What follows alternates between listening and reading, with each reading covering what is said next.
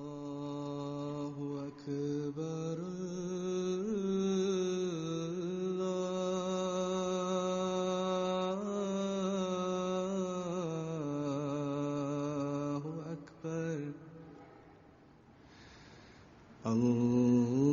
الله أكبر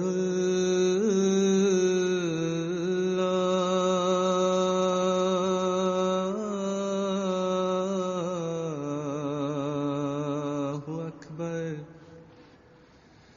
أشهد أن لا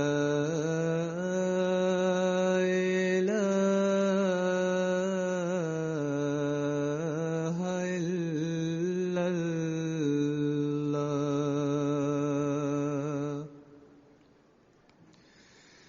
أشهد أن لا إله إلا الله أشهد أن محمدًا رسول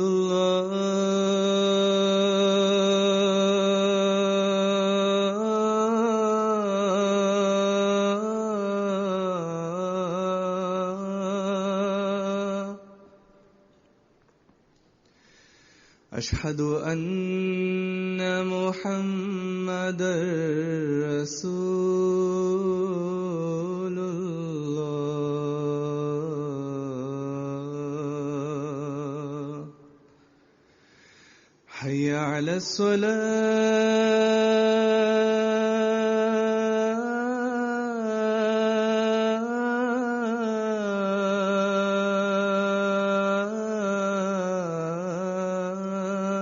الصلاة حي على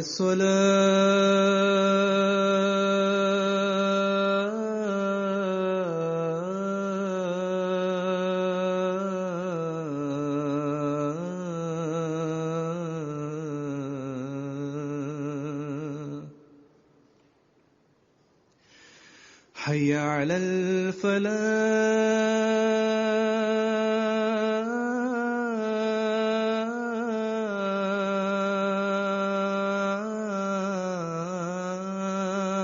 الفلاح حي على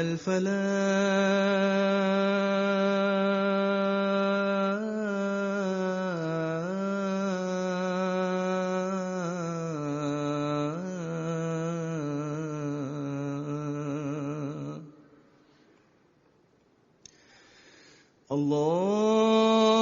الله أكبر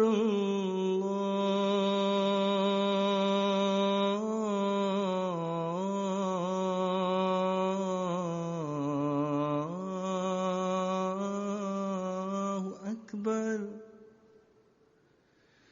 لا إله إلا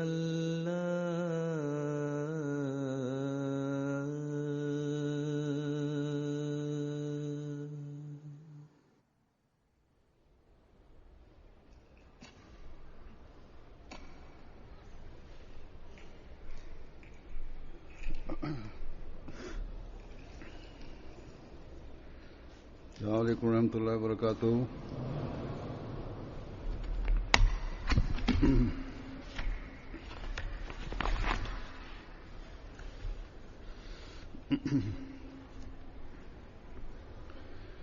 أشهد أن لا إله إلا الله وحده لا شريك له وأشهد أن محمدًا عبده ورسوله أما بعد فأعوذ بالله من الشيطان الرجيم بسم الله الرحمن الرحيم الحمد لله رب العالمين الرحمن الرحيم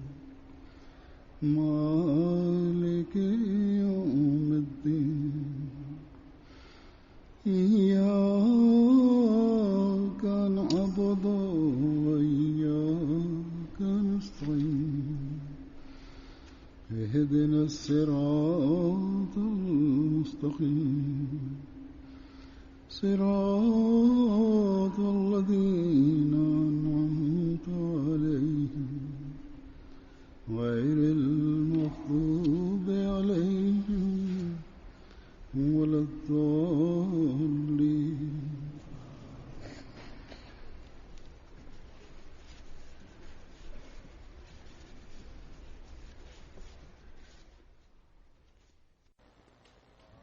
Hari ini dengan karunia Allah Subhanahu wa taala, Jalsah Jemaat Ahmadiyah Jerman dengan khutbah ini tengah dimulai. Dengan karunia Allah Subhanahu wa taala, dalam peserta jalsah setiap tahun ada penambahan, dan insyaallah pada tahun ini pun juga akan ada penambahan. Karena Hazrat Masih Maud alaihissalatu wassalam juga berkali-kali kepada warga jemaat telah menarik perhatian mereka bahwa semua orang-orang Ahmadi hendaknya ikut serta dalam jalsah ini. Jadi sebagaimana jumlah anggota jemaat terus bertambah, hendaknya dalam peserta jalsah pun juga harus ada penambahan. Dan untuk itu hendaknya orang-orang datang walaupun harus mengalami kesulitan. Kalian sangat mendapat kemujuran bahwa Allah telah memberikan taufik, kesempatan untuk menghadiri jalsah. Di Pakistan jalsah ada pelarangan, dan orang-orang Ahmadi di sana mereka itu menjadi resah bahwa kiranya pelarangan ini menjadi tidak ada supaya kita pun juga mengadakan jalsah, dan kita berusaha meraih maksud-maksud yang Hazrat Masih Maud alaihissalatu wassalam telah terangkan dalam faedah-faedah jalsah. Kita pun juga menjadi orang yang meraih berkat dari doa-doa itu yang Hazrat Masih Maud alaihissalatu wassalam untuk orang-orang yang jalsah, beliau telah memanjatkan doa. Di sini ada beberapa tamu yang datang dari Pakistan yang berjumpa dengan saya, para wanita juga dan laki-laki juga, dan ada yang mereka sampai menangis terseduh-seduh bahwa kami jauh dari nikmat-nikmat itu, mahrum dari nikmat-nikmat itu. Berdoalah supaya kita juga mendapat nikmat-nikmat itu.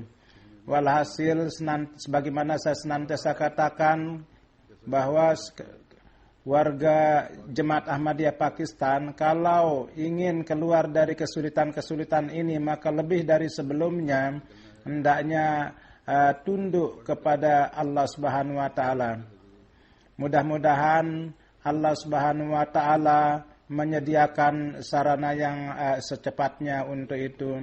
Kezaliman para penganiaya dan perlawanan para musuh, Allah menyelamatkan kita dari itu, dan semua ini akan terjadi dengan doa. Selain itu tidak ada lagi senjata untuk meraih itu. Walhasil saya kepada saudara-saudara yang tinggal di sini, saya tengah katakan bahwa kalian merupakan orang yang mujur, bahwa Allah Subhanahu wa taala telah menyediakan sarana untuk kalian semua di sini sehingga dapat melaksanakan jalsah. Berbagai pertemuan kalian bisa lakukan dan mengadakan acara-acara pertemuan. Jadi dalam hal ini hendaknya kita bersyukur kepada Allah Subhanahu wa taala, dan rasa syukur itu adalah bahwa dari program-program jalsah itu hendaknya kita mengambil faedah sepenuhnya pada hari-hari jalsah juga dan pada hari sesudah jalsah juga, bahwa perkara-perkara yang baik yang kita lihat di sini dan dengar itu kita jadikan bagian dari hidup kita.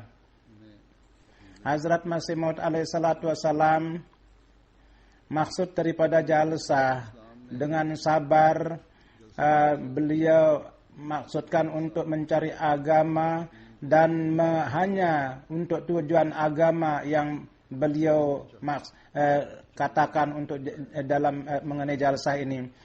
Jadi orang-orang yang ikut dalam jalsah hendak mereka datang di jalsah ini dengan niat bahwa sedikit banyak kesulitan-kesulitan dan kesusahan-kesusahan kalau terpaksa harus ditahan, maka kita harus menahan, kita harus tahan. Dan jangan ada terlihat kata-kata yang menandakan ketidaksabaran keluar dari mulut kita, bahwa kami diperlakukan seperti ini atau sangat keras dan lain sebagainya. Pada umumnya orang-orang yang bertugas di sini dengan karunia Allah Subhanahu wa taala, mereka berusaha untuk menjalankan tugas-tugas mereka, dan kekurangan-kekurangan yang ada dalamnya mereka, saya ingin ingatkan kembali kepada mereka bahwa dengan sabar dan dengan menahan dan untuk meraih keredaan Allah, tanggung jawab kalian itu jalankanlah. Dan bersama itu pula saya katakan kepada para peserta jalsah juga bahwa kedatangan di jalsah di sini hendaknya hanya dengan maksud bahwa kalian belajar agama, dan di dalam lingkungan ini untuk menyediakan sarana kemajuan rohani kalian, dan kemudian di dalam kemajuan rohani ini kalian mengikut sertakan juga generasi kalian, keturunan kalian, anak cucu kalian, dan hendaknya kalian terus merasakan rasa perih Hazrat Masih Maud. Beliau bersabda bahwa saya berkali-kali katakan bahwa bersihkanlah mata kalian, dan dari segi kerohanian jadikanlah itu bercahaya sebagaimana mata itu secara zahir bercahaya. Beliau bersabda, manusia baru akan dikatakan terhiasi manakala jadi mereka mengenal buruk dan baik itu mereka dapatkan, dan kemudian mereka tunduk ke arah kebaikan. Beliau bersabda, keselamatan adalah bagi mereka yang mereka jauh dari gejolak-gejolak dunia, dan mereka mempunyai hati yang bersih.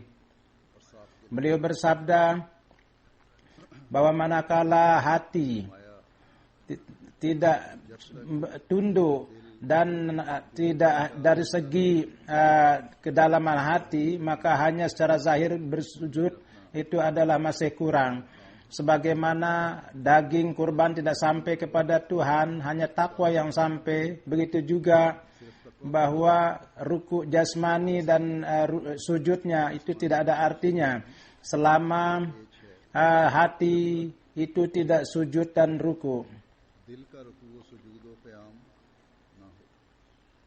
Beliau bersabda bahwa berdirinya hati itu adalah bahwa kita tegak dalam mengamalkan perintah-perintahnya, dan ruku itu adalah bahwa kita cenderung atau tunduk kepadanya, dan sujud itu adalah bahwa wujud kita untuknya, kita menghilangkan semua wujud kita untuknya. Dan kemudian beliau juga mendoakan bahwa semoga Allah Subhanahu wa taala membersihkan hati jemaat saya ini, dan dia memanjangkan tangan rahmatnya dan hati mereka itu ditarik kepadanya. Jadi inilah perasaan hati dan rasa perih dan doa yang Hazrat Masih Maud alaihi salatu wassalam panjatkan untuk keperbaikan amal kita. Dan maksud daripada jalsah ini adalah untuk perbaikan amal ini. Allah Subhanahu wa taala telah memberikan kesempatan kepada kita bahwa pada 3 hari ini kita terus mengintrospeksi perbaikan amal kita dan kita menaruh perhatian juga atas hal ini. Standar ini baru akan tegak manakala kita dengan satu rasa perasaan kita terus berusaha. Kita berusaha dan Hazrat Masih Maud alaihi salatu wassalam, satu kata Hazrat Masih Maud dan satu kata Hazrat Masih Maud sangat perih yang menggoncangkan perasaan kita. Beliau bersabda, bersihkanlah mata rohani kalian sebagaimana mata zahir kalian itu bercahaya. Mata kita sedikit saja sakit, maka itu bisa menggelisahkan kita. Dan segera kita pergi ke dokter. Kalau ada sedikit saja di mata, ada rasa sakit di mata, kita langsung ke dokter. Betapa kita menjadi bimbang untuk itu. Dengan perkara-perkara yang seperti itu, kita akan berusaha menyelamatkan mata kita yang akan memberikan pengaruh kepada mata kita. Kita selalu berpikir untuk kesehatannya. Apakah usaha ini kita untuk mata rohani kita dan untuk terus berusaha untuk kesehatannya kita tidak lakukan di dalam 3 hari ini? Kalau kita terus menaruh perhatian pada 3 hari ini, maka sudah itu ketika kita keluar, maka kita terlibat dalam pekerjaan-pekerjaan yang memberikan pengaruh negatif pada amal kita.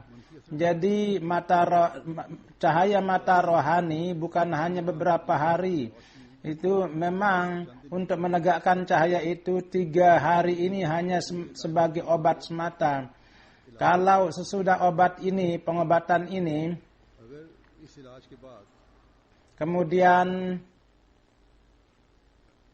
ada ketidakperhatian, maka cahaya mata rohani akan terpengaruh. Oleh karena itu beliau berkata bahwa perbaikan yang sejati adalah kita mengenal yang baik dan yang buruk, dan apabila kita mengenal maka kita tunduk kepada kebaikan. Kemudian kebaikan-kebaikan itu kalau kita lakukan yang Allah perintahkan, dan di dalam kebaikan itu di mana ada terkait dengan beribadah kepada Allah, di sana termasuk dalamnya juga hak-hak makhluk Allah. Kini ada satu contoh saya berikan yang dengan itu di dalam jemaat ada kegelisahan yang terlahir, yang tanpa melaksanakannya itu bukan hanya rumah itu tercipta kegelisahan. Bahkan banyak anak-anak perempuan yang datang di sini setelah menikah dari Pakistan atau dari berbagai tempat di Pakistan di sana, kejauhan mereka dari rumah mereka menjadikan mereka menjadi sangat gelisah. Kemudian ibu bapak yang ada di Pakistan, mereka tidurnya pun juga menjadi hilang, dan karena itu terjadi kekerasan dari pihak laki-laki, dan ada juga ibu bapak mereka melakukan kekerasan kepada anak-anak mereka, dan mereka berusaha untuk memang itu merupakan kegelisahan, dan itu tetapi perempuan pada pandangan masyarakat itu pun juga kadang-kadang menyakitkan juga bagi perempuan. Dan sebagaimana saya telah katakan bahwa mungkin ibu bapak mereka mendengar dan mereka mengetahui akan hal ini.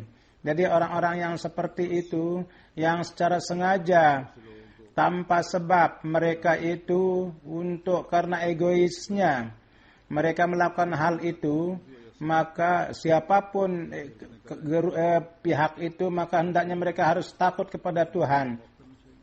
Kadang-kadang para pengurus pun juga mereka tidak takut pada Tuhan. Dan mereka dengan melakukan langkah yang salah, mereka ikut serta dalam kezaliman itu. Jadi sambil ada rasa takut kepada Tuhan, setiap orang hendaknya perlu menyelamatkan diri dari penyakit rohani. Beliau bersabda bahwa keselamatan itu adalah bagi mereka yang mereka jauh dari gejolak-gejolak dunia dan mereka mempunyai hati yang bersih dan terbebas dari itu. Jadi kata-kata yang sangat perih itu perlu kita renungkan. Apakah hati kita jauh dari gejolak dunia atau gejolak dunia telah mengepung kita? Apakah kita bisa mengatakan bahwa kita dari setiap keburukan itu selamat?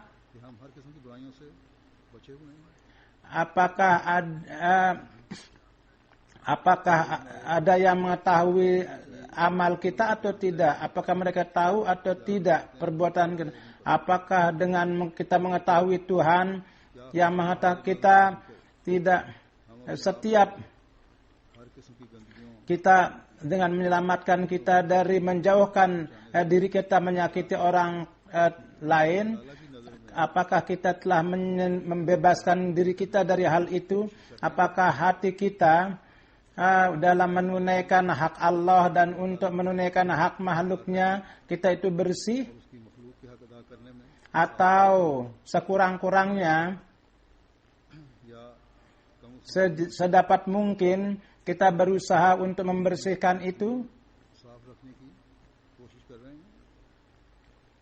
Dan dengan usaha ini, apakah kita memohon pertolongan kepada Allah dengan usaha? Maka kalau tidak, maka kondisi kita ini patut disedihkan. Apakah sujud kita dan kerendahan hati kita dan itu merupakan sujud yang tanda kerendahan? Sujud kerendahan itu adalah untuk mengamalkan perintah Allah. Semua kemampuan kita sesudah kita berusaha kepada Allah Subhanahu wa taala kita lakukan untuk meraih karunia-Nya. Yang pada pandangan Allah Subhanahu wa taala itu diterima. Kondisi sujud zahir di dalam Al-Quran Allah berfirman bahwa fawailun lil musallin, bahwa orang yang bersujud secara zahir mereka itu dilaknat oleh Allah. Mudah-mudahan Allah Subhanahu wa taala jangan ada di antara kita yang menjadi hancur karena kemarahan Allah Subhanahu wa taala. Tapi Tuhan itu tidak memerlukan siapa-siapa. Dia perlu kita ada rasa takut, kita takut kepadanya. Sebagaimana Allah Subhanahu wa taala berfirman, jadi sujud, ruku kita harus lakukan yang Allah Subhanahu wa taala sukai. Yang contohnya untuk menegakkan contoh itu Hazrat Masih Maud alaihi salatu wasallam datang. Beliau telah menjelaskan itu juga bahwa berdiri, ruku dan sujud itu apa? Bagaimana itu dilakukan? Beliau bersabda, berdirinya hati itu adalah kita menjalankan perintahnya. Hati itu baru akan dikatakan berdiri tegak manakala kita melaksanakan perintah-perintahnya. Apa perintah-perintah Allah itu? Perintah-perintah Allah itu adalah yang dijelaskan dalam Al-Quran. Dan tegaknya itu artinya adalah bahwa kita pegang itu dengan kuat, bahwa jangan sampai itu terjatuh. Jangan jatuh dengan sendirinya atau jauh dari kalian. Jangan sampai kalian melepaskan sandarannya. Jangan pernah anggap itu ringan. Rukuknya hati adalah bahwa dalam setiap perkara tunduklah kepada Tuhan. Jangan ada sarana-sarana dunia, jangan perantaraan-perantaraan dunia, jangan terpikir dalam hati bahwa dengan ini permasalahan kita menjadi terselesaikan.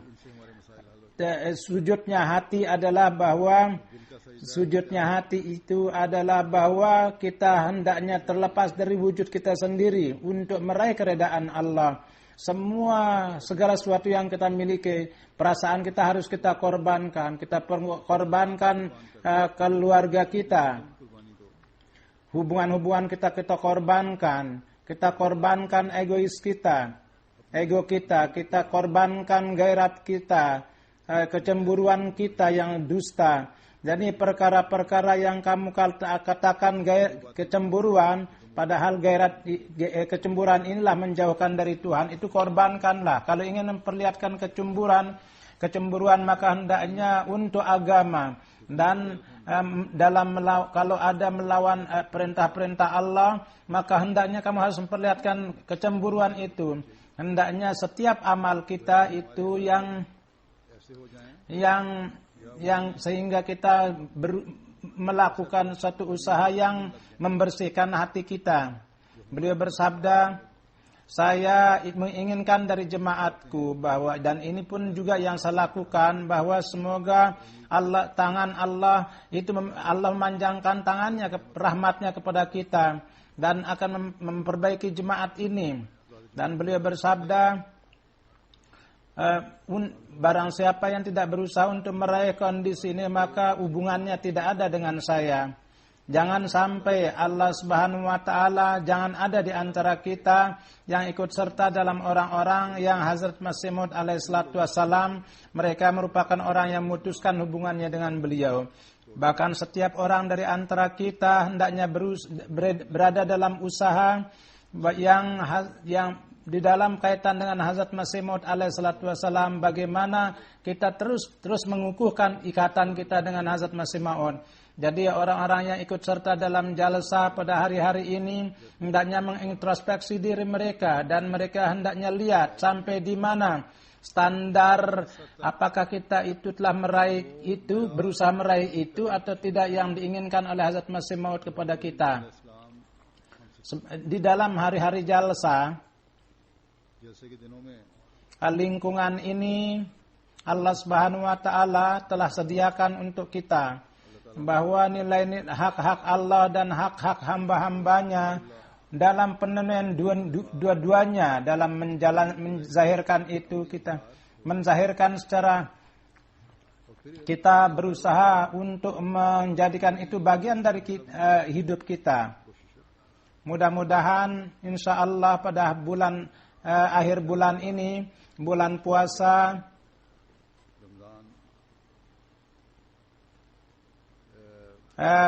bulan puasa dengan akan mulai, yang merupakan bulan tarbiyat. Kalau berkat-berkat dalam bulan ini, dari berkat-berkat bulan Ramadan yang agung, kalau kita berusaha mengikat diri kita dengan itu, maka akan terlahir revolusi rohani dalam diri kita.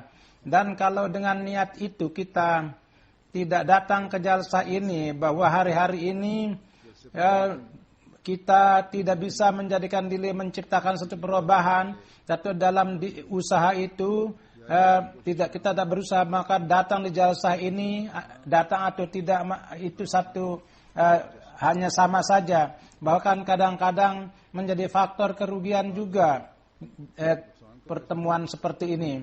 Kadang-kadang menjadi ketersandungan.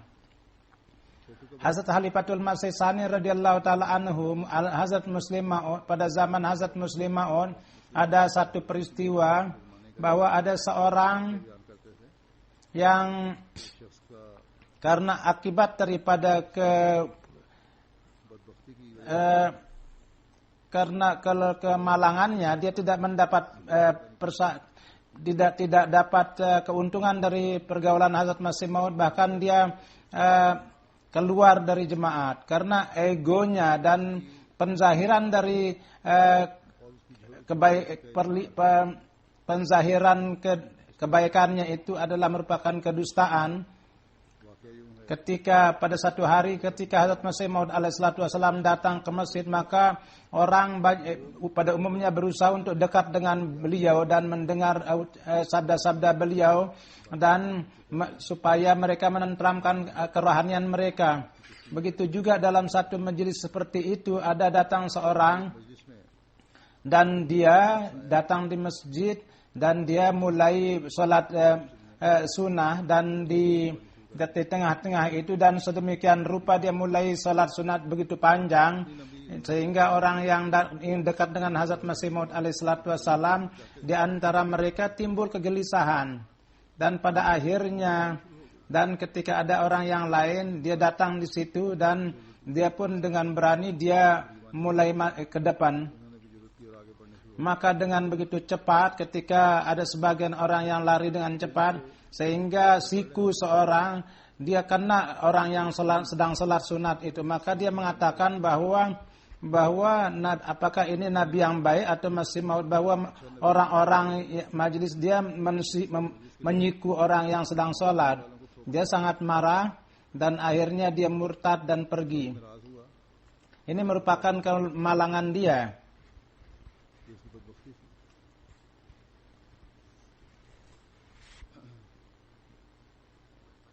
Inilah majelis yang dapat menambah iman orang-orang, menjadi faktor untuk kemajuan iman, malah justru untuknya menjadi ketersandungan. Karena amal ini menzahirkan bahwa ruku dan sujudnya itu hanya untuk show, untuk pamer, bahwa Nabi Allah yang dikirim yang dimana ada hidangan rohani yang segar yang tengah dibagikan, dengan meninggalkan itu dia mulai menzahirkan tentang salatnya dan pada saat itu pun dia menyia-nyiakan imannya. Kendati majelis Hazrat Masih Maud alaihissalatu wassalam kini tidak ada, namun dari segi ajaran beliau dengan penerangan ajaran beliau inilah yang terjadi. Tafsir-tafsir Al-Quran dijelaskan di situ dan tanda-tanda contoh-contoh Rasulullah Sallallahu Alaihi Wasallam kita diarahkan untuk melihat itu. Banyak program-program kerohanian, ada sholat, tahajud dan itu dilakukan pada waktunya. Dari setiap program pada waktunya hendaknya setiap orang itu ikut serta dan harus mengambil faedah dari itu. Kalau ada salat yang karena satu sebab itu tertinggal, maka kerjakanlah di sudut supaya jangan pada waktu kalian. Jadi supaya jangan salat yang tidak dilakukan pada waktunya, salat Anda itu jangan menyebabkan orang itu menjadi susah. Jadi supaya mereka pun juga bisa mendengar jalsah dengan tenang. Ingatlah bahwa amal soleh itu merupakan amal yang sesuai dengan waktu dan tempat itu dilakukan. Kalau tidak, amal yang dilakukan dengan kesempatan yang tidak benar, maka itu bisa menjadi faktor ketersandungan iman.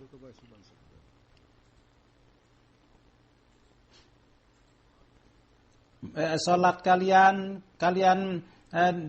lakukan dengan singkat, lalu duduk di majelis, maka ini amal ini lebih saleh dan kalian terhindar dari menyediakan jadi dengan sabar dan ketahanan menyelamatkan iman dari kesia-siaan. Dan kalau ada sesuatu yang menyakiti kalian, bukan hanya kena siku, maka sabarlah dan untuk meraih kalian itu mempunyai perhatian untuk tujuan yang baik, yang untuk itu kalian datang kemari. Jalsah kadang-kadang akibat daripada ketidaksabaran itu, kadang-kadang ada orang yang satu dengan yang lain bertindak keras dan akhirnya kadang-kadang menjadi timbul perkelahian dan kemudian kepada orang yang berkelahi itu kadang-kadang dilakukan tinggakan juga dan kadang-kadang bertambah menjadi ketersandungan karena ego itu lebih menguasai dan iman pun menjadi sia-sia. Sebagaimana setelah katakan bahwa jalsah ini bukannya keberkatan, malah justru membawa manusia kepada jauh dari Tuhan dan menjadi faktor kerugian bagi orang itu. Menjadi faktor untuk sia-sianya iman. Dan oleh karena itu sabar dan kalau tujuan maksud jalsa itu menjadi tujuan tidak hanya sekedar maju dalam keimanan, bahkan menjadi faktor untuk bertambahnya iman banyak orang dengan karunia dalam dunia Ahmadiyah di setiap tempat jalsa itu diadakan. Di puluhan negara jalsa diadakan. Orang-orang yang mengimani Hazrat Masih Maud yang berkaitan dengan berbagai bangsa dan etnis, akibat mereka petunjuk yang berkembang itu di hadapan Allah Subhanahu wa taala itu menjadikan mereka menjadi orang yang tunduk dan yang sujud kepada Allah. Kalau ada orang yang malang menyanyiakan iman mereka, maka ratusan orang yang bernasib mujur yang masuk yang beriman. Contoh-contohnya di zaman Hazrat Masih Maud alaihi salatu wasallam juga kita lihat, dan sekarang pun juga kita lihat contohnya. Kini ada satu contoh yang ingin saya kemukakan yang menjadi faktor petunjuk. Mereka datang dari ribuan mil tapi maju dalam iman. Kebanyakan dari mereka tidak melihat khalifah, dan bagi mereka yang melihat khalifah, mereka pun juga sudah 25-30 tahun yang berlalu. Tapi bagaimana mereka menjadi faktor petunjuk, bagaimana sehingga kita menjadi heran karenanya. Di Sierra Leone ada satu peristiwa. Dia ada satu daerah Lokot region bahwa ketek seorang pemimpin dari suku, seorang imam, Syekh Khadim namanya, dia sangat menentang jemaat. Jadi seorang Syekh Ibrahim selalu berbicara tentang jemaat dengan dia. Ketika datang masa jalsa salana Sierra Leone, maka dia mengatakan kepada Sierra Leone bahwa Cip Khadim Sahib, Cip Imam itu panggillah dia ke jalsa. Maka imam pun ingkar, tapi wakilnya itu Syekh Khadim itu dia datang.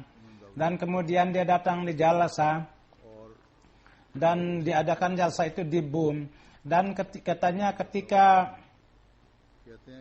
beliau ini jadi Syekh Khadim, wakil daripada imam itu, ketika dia berpikir bahwa untuk apa orang-orang ini membelanjakan hartanya untuk datang kemari. Tapi pada hari pertama ketika orang berkumpul untuk sholat dan sholat tahajud, ketika dalam sholat tahajud dia mendengar Al-Quran dan di hadapan Tuhan, orang-orang itu pada menangis di hadapan Tuhan, maka hatinya menjadi meleleh.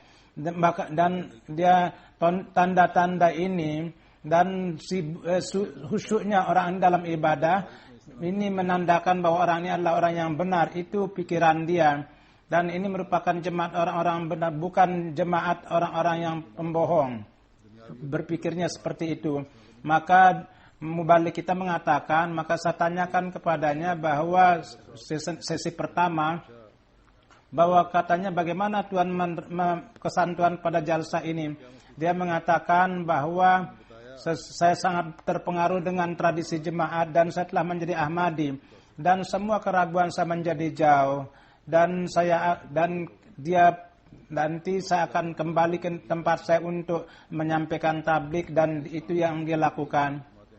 Jadi maka imam pun marah kepada dia dan dia dipecat juga, dan dia mengatakan bahwa untuk jemaat saya telah mendapatkan kebenaran, demi untuk jemaat saya meninggalkan semuanya dan saya akan memilih kebenaran. maka dengan perantaraan beliau banyak sekali orang yang masuk Ahmadi. Jadi satu jalsah telah menjadikan seorang jadi Ahmadi yang akibatnya ratusan orang mendapat taufik untuk menjadi Ahmadi dan mengimani imam zaman. Dan Syekh Hadim itu karena beliau itu akibat jalsah beliau menjadi Ahmadi, maka namanya pun juga beliau ganti dengan nama jadi Syekh Hadim Jalsah Salanah namanya. Jadi jalsah menciptakan beberapa hal, mudah-mudahan Allah menciptakan perubahan, Allah menciptakan langit baru dan dunia baru.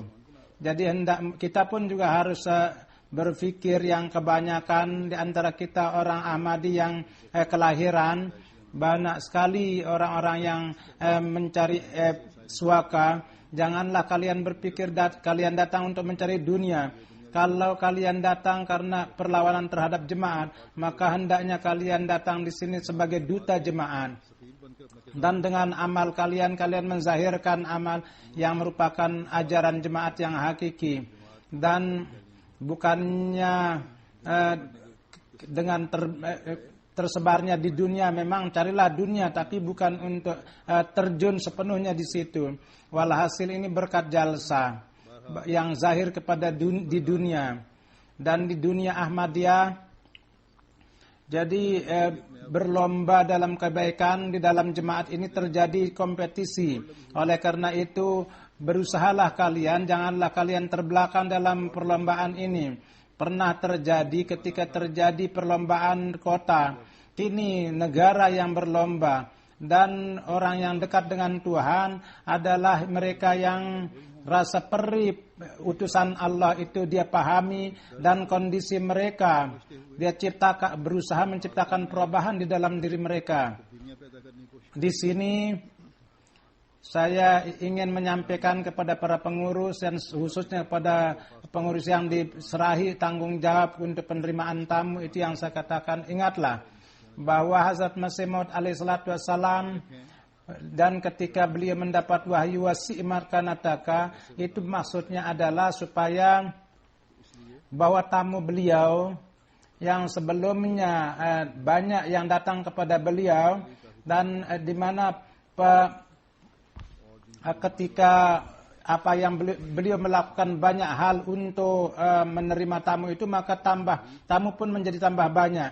Maka ilham ini pun juga itu di masa permulaan, dan berkali-kali wahyu itu turun kepada beliau, dan sampai akhir dalam berbagai corak itu terjadi.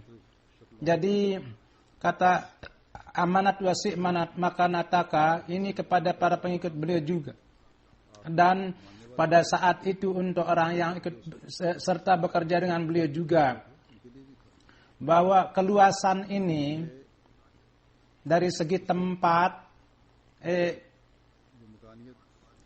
di dalam penerimaan tamu pun juga menjadi faktor untuk menambah datangnya tamu-tamu. Di Jerman ini pun juga masjid baru dibangun, misi baru dibangun. Di sini dalam hal ini penerimaan tamu pun menjadi bertambah. Jadi Allah Subhanahu wa taala berfirman, kalian yang bekerja, yang menjadi orang yang mengimani Hazrat Masih Maud alaihissalatu wassalam, jangan kalian sampai lelah, capek. Hazrat Masih Maud alaihissalatu wassalam sebelumnya merupakan sosok yang memiliki hati terbuka, dan tentang tamu beliau diwahyukan janganlah capek dan janganlah lesu karena tamu. Jadi untuk para karyawan beliau juga yang Allah amanatkan untuk menerima tamu. Jadi untuk saat itu juga, dan untuk orang yang datang sudah beliau juga. Ini adalah untuk mereka merupakan kesempatan untuk meraih berkah. Jadi orang yang berkhidmat ini perintah daripada wasi' mataka yang merupakan perintah Allah ini, hari ini pun untuk menyempurnakan itu, perluaslah hati kalian untuk para tamu.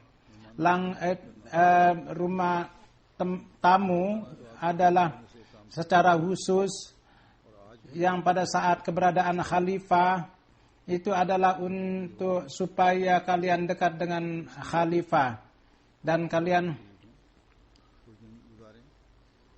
oleh karena itu pada hari-hari ini secara khusus kalian harus memperhatikan para tamu dalam kondisi umum pun juga, bukan hanya dalam waktu jalsa, tapi dalam kondisi umum pun juga. Di dalam Al-Quran tentang penerimaan tamu Hazrat Ibrahim juga kita diberitahukan, bahkan diberitahukan bahwa untuk tamu jangan bertanya bahwa saya layani atau tidak, bahwa karena banyak corak, jangan takut dengan pembelanjaan. Kita harus memperhatikan ketentraman mereka. Hazrat Rasulullah Sallallahu Alaihi Wasallam secara khusus telah menekankan bagaimana untuk menerima tamu. Wajah beliau menjadi ketika beliau mengetahui bahwa di Madinah para sahabat beliau, orang-orang bahwa beliau sangat gembira mendengar para tamu yang datang dari luar, para sahabat beliau telah melayani dengan baik. Beliau sangat gembira. Contoh-contoh Hazrat Masih Maud pun ada pada kita, bahwa kepada karyawan para rumah penerimaan tamu, kadang-kadang beliau marah kepada mereka. Dan beliau kembali, beliau sendiri yang mengangkat dari delman, maka para karyawan mengambil barang-barang itu. Ini semuanya adalah karena beliau bahwa standar penerimaan tamu yang tinggi, beliau pun ingin mengajarkan kepada para tamu. Jadi perkara ini bukan hanya untuk kita dengar dan untuk senang-senang saja, bahkan untuk kita amalkan semua itu. Hazrat Masih Maud alaihi salatu wassalam, sebagaimana saya telah katakan bahwa Allah Subhanahu wa taala sebelum pendirian jemaat pun juga beliau diperintahkan untuk diwahyukan wasi makanataka. Beliau diberitahukan tentang kedatangan orang-orang, tapi berkali-kali beliau menekankan, dan sampai akhir beliau mendapat ilham tentang itu pada tahun 1907 juga beliau mendapat ilham. Karena sesudahnya jemaat beliau supaya memahami akan pentingnya hal itu. Jadi kepada para yang berwenang di sini pun juga saya ingin ingatkan bahwa mereka supaya harus memahami akan pentingnya penerimaan tamu. Jadi karena penerimaan tamu yang satu yang pada waktu jalsa kadang-kadang 25 ribu orang yang harus disediakan makanannya, dan kadang-kadang kuah lauk itu dimasak dalam satu waktu, sudah itu dimasakkan roti-roti. Hendaknya setiap orang itu mendapatkan keperluannya sesuai dengan keperluan, dan dengan penuh hormat mereka itu diberikan makan. Di sini pun juga harus diperhatikan, harus hati-hati supaya jangan sia-sia. Jadi maksudnya supaya kita menghindar dari kesia-siaan, jangan pula maksudnya bahwa makanannya yang tersisa itu diberikan lagi kepada orang lain.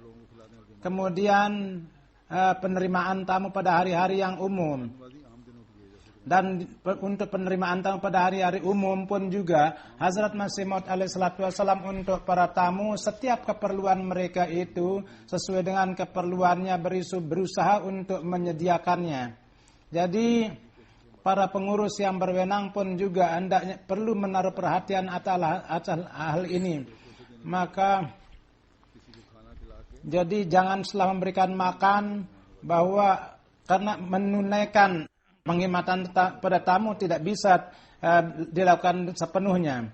Kadang-kadang banyak orang yang ikut serta dalam acara-acara kita, dan mereka pun di berbagai tempat dengan penerimaan tamu pengaruhnya sangat besar, dan mereka itu menyebutnya juga di jemaat Jermani juga mereka membuat masjid-masjid, dan di dalam untuk tamu-tamu di masjid dan tamu-tamu di situ pun juga disediakan untuk penerimaan tamu, dan kebanyakan juga ada cai dan hal memang itu baik, itu pelayanan itu sangat baik, tapi menurut saya pengaturan tempat duduk itu belum baik. Di sini kebiasaan orang ada mejanya kalau duduk itu, dan orang-orang terhormat pun duduk di situ. Kalau ada kebiasaan juga maka yang hendaknya untuk tamu itu harus lebih baik. Kalau itu kebiasaan sih, maka kalian di sini harus memperlihatkan adat itu, bahwa kalau ada kursi harus ada meja juga. Untuk kalian harus ada standar lain, dan untuk tamu harus ada standar yang berbeda. Jangan kalian mengambil maksud bahwa untuk kedepannya harus ada, bukan maksudnya ada kursi atau meja, tapi maksudnya adalah harus ada standar yang lebih baik ke depannya dalam penerimaan tamu itu.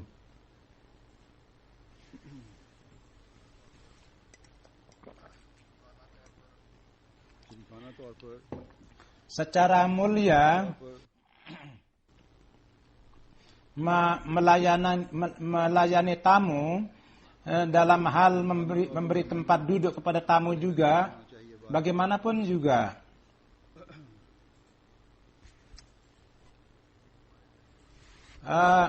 Cara kita dalam penerimaan tamu itu standarnya itu yang tinggi itu hendaknya harus nampak. Saya sebut tentang pemberian teh, memang itu baik sampai satu batas tertentu. Tapi dalam hal ini pun juga harus diperhatikan bahwa orang-orang di sini itu apa yang dia sukai. Kalau ada undangan makan, ada tamu lain, maka sesuai dengan keinginan mereka, kebiasaan mereka, makanan itu harus tersedia. Itu. Dan apa yang mereka suka itu yang disediakan. Tentang halal dan tidak halal itu sesuai dengan itu kita harus buat makanan itu. Pada saat pembukaan masjid kita, itu di sana ada member parlemen, anggota parlemen, ada wali kota dan banyak para hadirinnya hadir. Untuk mereka pun juga makanan itu lebih baik dari yang lain. Namun secara umum banyak sekali orang-orang Jerman yang datang, itu kurang lebih 250 sampai 300 orang, dan mereka orang-orang terhormat, bahwa untuk mereka makanan itu seakan-akan sederhana dan asal saja. Mungkin sebagian mereka belum makan. Jadi ada di mana ada acara di mana orang-orang terhormat diundang dan khalifah dipanggil, maka tunaikanlah hak-hak tamu itu. Kalau misalnya secara cabang tidak dapat mendanai, maka secara pusat harus mendanainya. Memang acara itu sangat bagus dan tempat pun juga bagus. Dan secara rinci saya akan jelaskan, namun yang kurang itu saya ingin menarik perhatian kepada kalian. Kalau tidak itu menjadi kebiasaan. Hendaknya diingat bahwa tamu yang secara khusus yang datang pada hari-hari ini, ketika saya datang kemari, maka pada saat itu hendaknya secara yang terbaik itu kewajiban kalian untuk melayani mereka dengan baik. Dan untuk menerima tamu secara permanen itu pun juga. Dan di kota-kota mana kalian pergi, maka ini merupakan kewajiban orang-orang yang tinggal di sana. Dan tanpa menzahirkan apapun kita harus melayani tamu itu. Dan corak-corak yang menyakitkan, yang kemungkinan untuk menyakitkan itu hendaknya dihindari. Allah Subhanahu wa Ta'ala, setelah orang-orang yang bersedekah lalu ingin dipuji, itu pun sangat tidak disukai oleh Tuhan. Dan katakanlah atau mengatakan sesuatu yang menyakitkan orang yang dilayani pun jangan sampai terjadi. Jadi menerima tamu merupakan hak tamu, dan lalu menyebut-nyebut merupakan hal yang sangat tidak benar. Kadang-kadang ada orang yang melakukan tingkah laku yang seperti itu, dan mereka bahwa orang-orang yang datang bersama saya Seperti itu pun juga hal-hal yang menyakitkan hati pun mereka katakan. Walhasil kalau ini perlu saya akan sampaikan. Jadi hendaknya jangan sampai saya mengatakan, oleh karena itu para pengurus harus memahami akan hal ini. Walhasil jadi hendaknya mereka memahami akan kesalahan mereka dan beristighfar kepada, mudah-mudahan Allah memberi akal kepada orang yang melakukan yang bekerja dan sesuai dengan mereka dapat melaksanakan sesuai dengan sebagaimana baiknya. Jadi dari segi dan dengan referensi jalsa, hendaknya setiap orang di antara kalian harus memperhatikan lingkungan. Para yang tugas, para pengurus hendaknya harus bekerjasama sepenuhnya karena masalah itu di setiap tempat adanya. Oleh karena itu perlu berawas-awas. Mudah-mudahan Allah Subhanahu wa taala memberikan kesuksesan pada jalsa ini dari segala segi dan setiap orang yang ikut serta dalam jalsa ini dapat meraih berkat yang terkait dengan berkat ini. Dan maksud daripada kebangkitan Hazrat Masih Maud kita dapat penuhi dan harapan-harapan kepada jemaat yang beliau harapkan dari jemaat ini kita mendapat taufik dalam hal ini.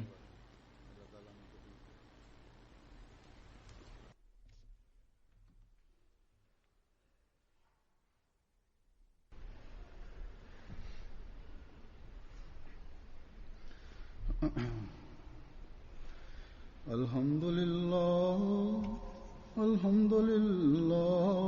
nahmaduhu wa nasta'inuhu wa nastaghfiruhu wa nu'minu bihi wa natawakkalu alayhi wa na'udzu billahi min shururi anfusina wa min sayyiati a'malina. من يهده